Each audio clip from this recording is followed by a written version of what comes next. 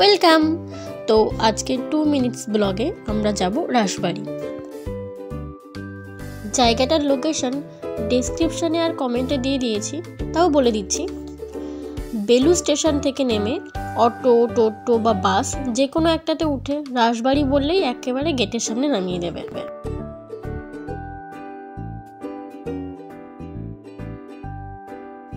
এটি সারাদিন খোলা থাকে না।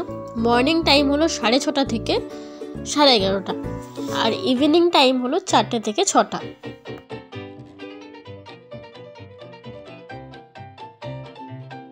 সারা বছর এমনই ফাঁকা থাকলেও এখানে রাস উৎসব আর রাসমেলা খুবই বড় করে পালন করা হয়।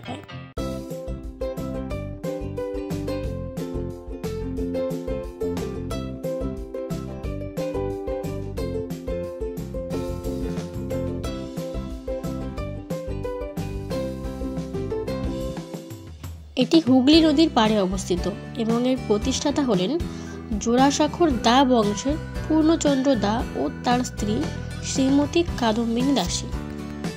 বলা হয় নাকি এই জায়গাটি গঙ্গার পশ্চিম তীরে হওয়ার জন্য রানী রাসমণি নাকি এই জায়গাটি কিনতে চেয়েছিলেন মন্দির প্রতিষ্ঠার জন্য, তবে বহু কারণে তিনি তা পারেননি এবং 1297 সালে জমিদার পূর্ণচন্দ্র দা এই জায়গাটি কেনেন রাস উৎসব পালন ও গঙ্গা স্নানের জন্য। সেই থেকে এটির নাম হয় রাসবাড়ি এবং এর প্রতিষ্ঠাতা দিবস হলো 22শে জ্যৈষ্ঠ। তো একদিনের ভ্যাকেশনের জন্য জায়গাটা আইডিয়াল হতেই পারে। এছাড়াও রাসবাড়ির গার্ডেন আছে যেখানে পিকনিকের জন্য ভাড়া দেওয়া হয়। তো জায়গাটা তোমাদের কেমন লাগলো কমেন্টে জানাও।